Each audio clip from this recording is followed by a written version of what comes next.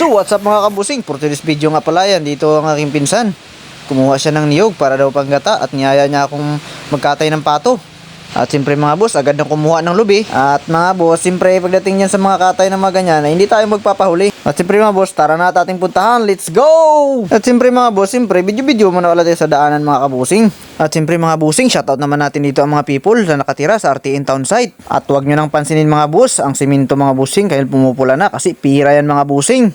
At siyempre mga boss, andito na tayo sa ating destinasyon sa may Ukayan Tagpisa sa may bahay ng aking kamag-anak. At siyempre mga kabusing, video muna tayo dito sa kanilang tanawin kasi ang daming tanim mga kabusing, no? Kasi sa bundok nga. At siyempre mga boss, hindi magpahuli yung flowers nila mga busing dito, no? At siyempre mga boss, may kaunting hilig din tayo pagdating sa bulaklak. Padaanan natin ng kaunting video mga kabusing. At comment down below mga boss kung ano ang pangalan ng bulaklak to mga kabusing kasi wala din talaga akong alam ito anong klaseng flowers ito mga boss.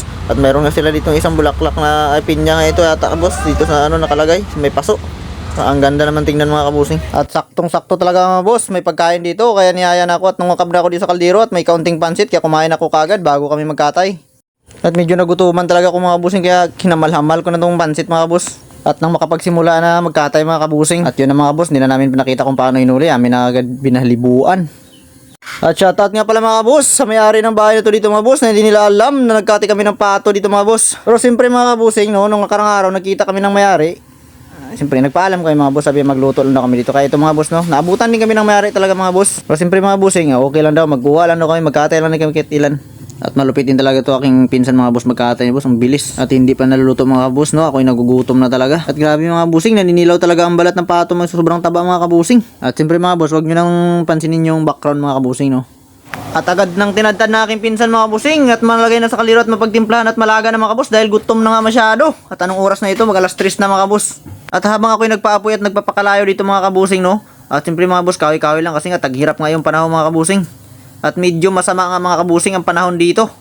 At parang babagsak ang malakas na bagyo mga kabusing. At siyempre mga boss, hindi magpapuli ang ating Ricardo pampasarap mga kabus. At pangpalami sa ating niluto mga kabusing. At akin ang iniisa-isa mga kabusing at akin pang pinustak-bustak. At siyempre hindi magpapuli ang ating panggata. Tingnan nyo siya mga boss na kung paano siya magbiga ng gata.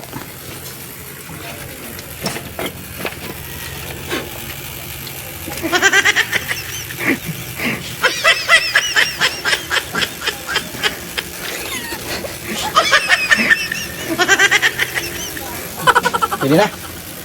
Yan dapat boss, mabigat ng gata. Rujok lang yung mga boss, no? Pakain sa manok. Tapos nito piga.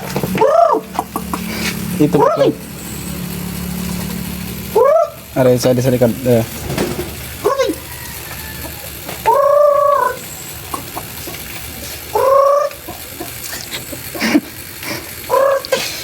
At ito na mga boss, nalagyan na natin ng gata at Ricardo mga boss para maging masarap na at mapaguluan na. Yun na mga boss, no, kumukulo na at antayin na lang natin magiwas mga boss at timplahin na natin ulit. So ito na mga kabos at ang akin na sinandok at hindi na namin pinatitiyan mga kabusing para maging masarap at medyo may sabaw-sabaw pa ng kaunti. At nananakam-takam na rin talaga akong makabusing dahil sobrang gutom ko na rin simula pa kanina at ang tagal din namin mga kabusing ito natapos bago ito nagluto ng ganito.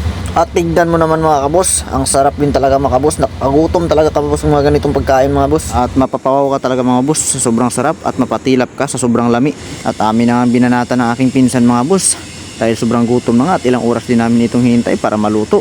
At ito na nga mga boss, binakbakan ko ng kakasubo mga boss at sobrang gutom na talaga mga boss at sa sobrang sarap din talaga boss ng lasa. At siyempre mga bossing, bago matapos ang ating video ay siyempre wag natin kalimutang bigyan ng ating kapitbahay kasi nga nakita nila kami nagkatay ng pato kanina at baka anong isipin nila at sabihin nilang may lahi kaming dalok mga boss. At kaya ayun nga mga boss, hanggang dito na lang ating video at maraming salamat sa inyong panonood. Bye bye Ming!